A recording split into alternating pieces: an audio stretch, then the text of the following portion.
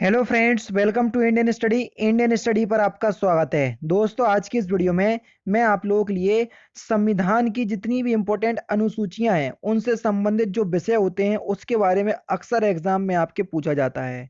तो आज की वीडियो को एंड तक जरूर देखिएगा, क्योंकि यही टॉपिक जो है आज की इस वीडियो में हम कवर करेंगे। ये हो सकता है कि संविधान के जो आप लोगों की वीडियो सीरीज चल रही है उसकी ये लास्ट वीडियो डिस्क्रिप्टिव वे में। इसके बाद मैं आप लोगों को संविधान का केवल टेस्ट प्रोवाइड करवाऊंगा, क्योंकि लगभग मैंने आप लोगों को कॉन्स्टिट्यूशन खत्म कर दिया है। ठीक है, वीडियो स्टार्ट करने से पहले मैं आपको बता दूं, दोस्तों, जब आप ये वीडियो देख रहे होंगे तो अनअकैडमी पर मेरी 11 बजे सुबह 11 बजे ही आपकी क्लास होती है। अनअकैडमी पर लाइव क्लास होती है जिसमें मैं आपको हिंदी के पूरे चैप्टर वाइज आपको कवर कर रहा हूँ।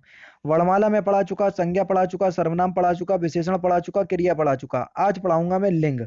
लिंग हो गया, वचन हो गया, कारक हो गए, समास, ये सारे आपको टॉपिक वाइज मैं वहां पर आपको कंप्लीट कर रहा हूँ। डिस्क्रिप्शन में लिंक दिया हुआ है, अगर आप क्लास में एनरोल करना चाहते हैं तो उस क्लास में एनरोल कर सकते हैं। और आ जाइए, बिल्कुल फ्री ऑफ कॉस्ट क्लास है। अपने एग्जाम की तैयारी बहुत ही अच्छे तरीके से कीजिएगा, और वहां पर बिल्कुल फ्री में पीडीएफ भी प्रोवाइड करवाई जाती है। ठीक है दोस्तों, अगर आप अनअकैडमी का प्लस सब्सक्रिप्शन भी खरीदना चाहते हैं तो अनअकैडमी पर यूपीएसआई के लिए प्लस कोर्स भी चल रहा है जिसमें आप अपनी तैयारी कर सकते हैं। लगभग उत्तर प्रदेश के अंतर्गत जितनी की आगामी एग्जाम है उन सभी आगामी एग्जाम का कोर्स चल रहा है अनअकैडमी पर।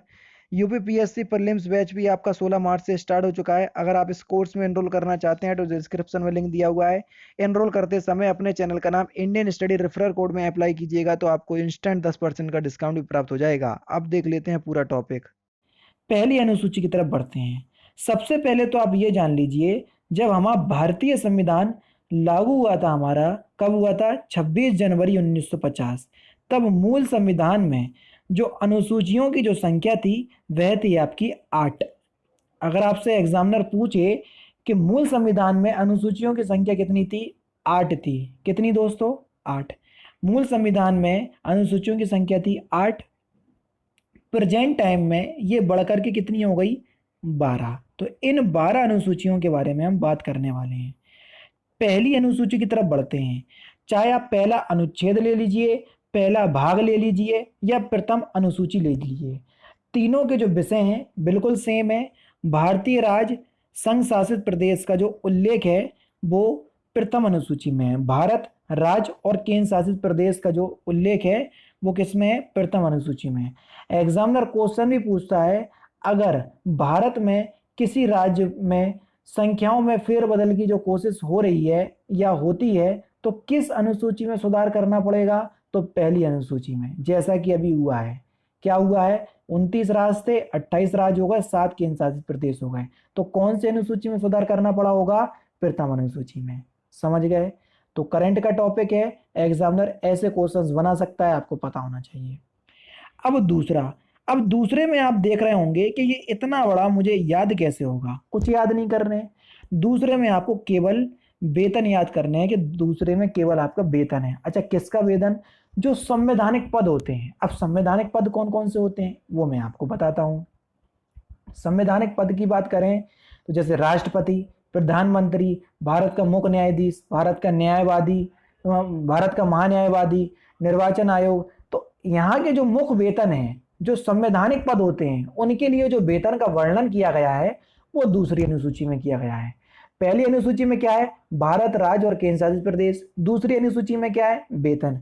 अब भैया, जब आपको वेतन मिलेगा तो उससे पहले आपको शपथ लेनी पड़ेगी। ठीक है, तो अब तीसरी अनुसूची में उन्हीं पद, जो संवैधानिक पद होते हैं, उनके शपथ का वर्णन है। किसका वर्णन है? शपथ का। अब कई बच्चे कंफ्यूज हो जाते हैं कि पहले वेतन है या शपथ है। तो याद करने की मैं ट्रिक बताता हूं। जब आप कहीं जॉब करने जाओगे तो आप सबसे पहला सवाल क्या करोगे कि यार तुम पेमेंट कितनी दोगे, यानी कि वेतन कितना दोगे। तो पहले क्या आ रहा? सबसे पहले वेतन की बात आ रही, तो दूसरी अनुसूची में वेतन है भैया। अब तुम्हारे हिसाब से वो सूटेबल लगा तुम्हें कि हाँ इतना वेतन हमें ठीक है, तो तुम कहोगे ठीक है हमें इतना वेतन लग रहा है, सही लग रहा है, तो हम शपथ ले लेते हैं। तो अब उस पद की क्या ले लोगे? शपथ ले लोगे। तो बाद में आ रहा है आपका शपथ। इस तरीके से याद करो तो हमेशा के लिए याद हो गया। अब चौथी अनुसूची में क्या है? राज्यों तथा संघ शासित क्षेत्रों के लिए राज्यों राज्यसभा में सीटों का आवंटन।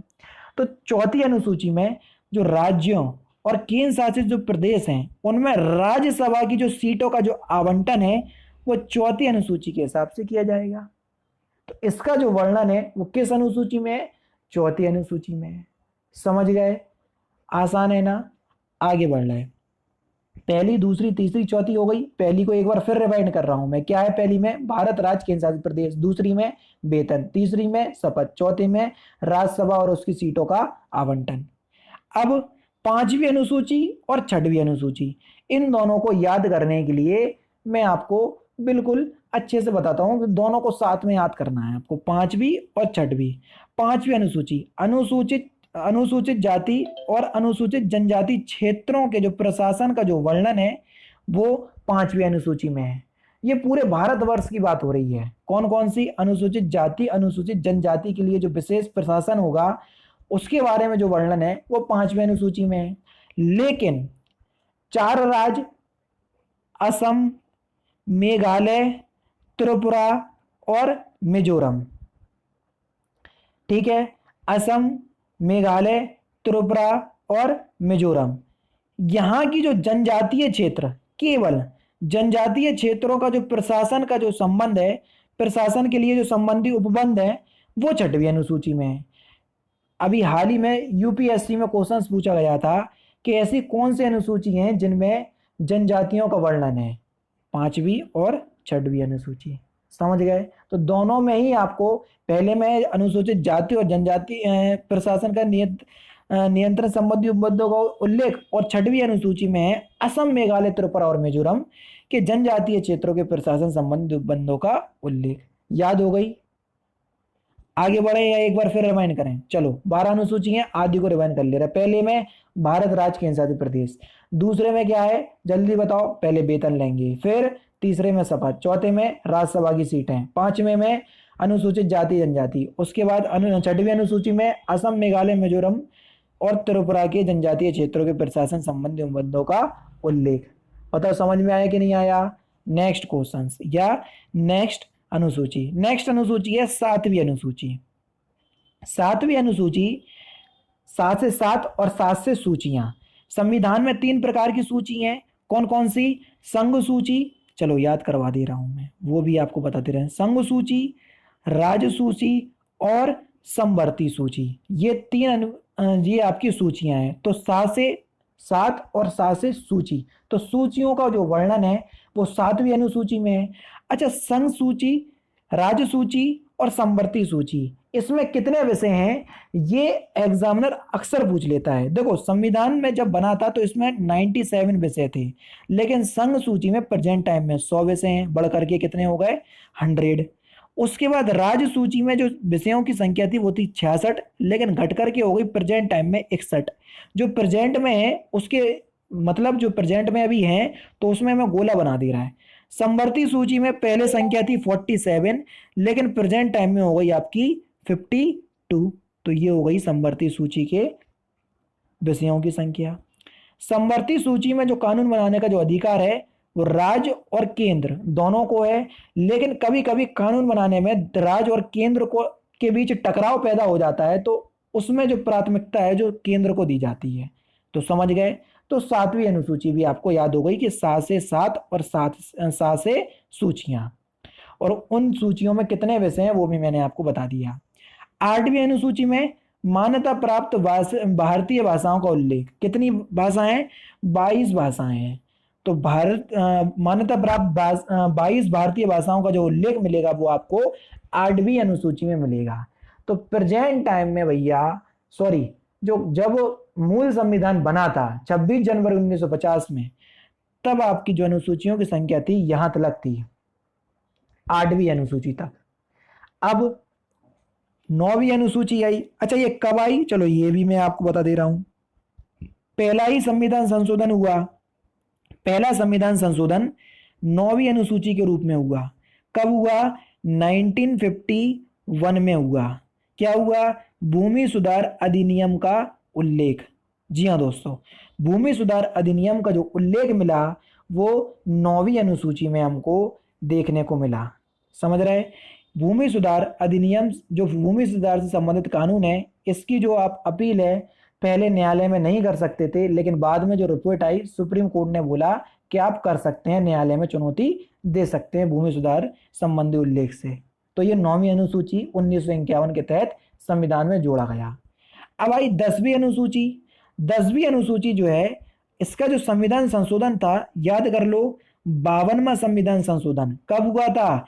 1985। संविधान संशोधन वाली वीडियो नहीं देखी बच्चों तो देख लेना, 1985 में हुआ 52वां संविधान संशोधन 1985, जिसमें दल बदल विरोधी कानून अधिनियम का उल्लेख है। दल बदल विरोधी क्या होता है? दल बदल विरोधी कानून जो है, जैसे 1985 से पहले देखा जाता था कि कई लोग चुनाव जीतने के बाद पार्टी दूसरी पार्टी में चले जाते थे, लेकिन दल बदल कानून ने बोला कि अगर आपको अपना दल बदलना है तो वो चुनाव से पहले बदलो, चुनाव जीतने के बाद नहीं। तो चुनाव जीतने के बाद आप किसी भी पार्टी में जाने के लिए क्या होगे? बिल्कुल विरोध होगे, उससे विरोध होगे। लेकिन अगर आपको किसी भी दल बदलना है तो आप इससे पहले उस दल में जा सकते हैं। तो ये 10वीं अनुसूची है। दा से 10 और दा से दल बदल, तो ये भी आपको याद हो गया। ठीक है। 11वीं अनुसूची। 11वीं अनुसूची में जो संविधान संशोधन था, 73वां संविधान संशोधन 1992, कहीं कहीं आपको 1992 मिलेगा, 1993 मिलेगा कहीं कहीं। उसकी बात मैं आपको बता दे रहा हूं। वजह यह है कि जो संसद में बिल पास हुआ था 1992 में हुआ था, लेकिन पास हुआ था 1993 में, इसलिए कहीं कहीं 92, कहीं कहीं 93। पंचायती राज व्यवस्था, ग्राम स्तर पर जो पंचायती व्यवस्था होगी वो 11वीं अनुसूची के तहत 1992 या 1993 73वें संविधान संशोधन के तहत जोड़ी गई। नगर पालिकाओं के कार्य का उल्लेख आपको 12वीं अनुसूची में मिलेगा, और ये आपका 74वां संविधान संशोधन था, जिसकी वर्ष जो है यही थी। 12वीं अनुसूची नगर पालिकाओं के लिए उल्लेख, शहरों, और इसमें कार्य क्षेत्र भी पूछ लिए जाते हैं। तो पंचायती राज में कार्य क्षेत्र हैं 29, और 12वीं अनुसूची में या नगर पालिकाओं में कार्य क्षेत्र की संख्या है 18। ये मैंने संविधान संशोधन वाली वीडियो में सब कुछ आपको बताई हुई है, समझ गए? तो इस तरीके से आपको सारी अनुसूचियां याद होती हैं। देखो, मैंने आंख बंद कर ली, एक बार मैं पूरा रिवाइंड करूंगा।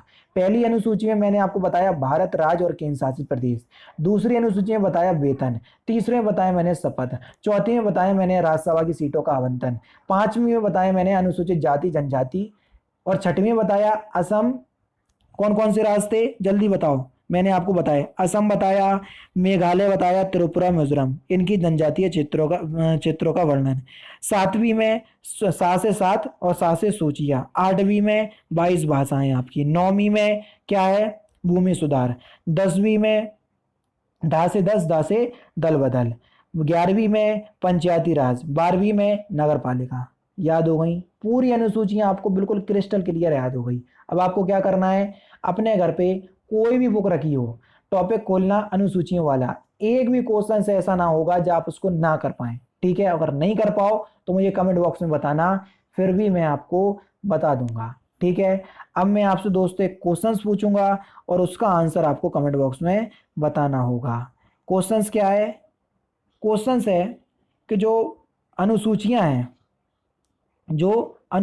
हैं इनको भारतीय संविधान के किस भाग में रखा गया है, ये आप लोग मुझे कमेंट बॉक्स में बताना।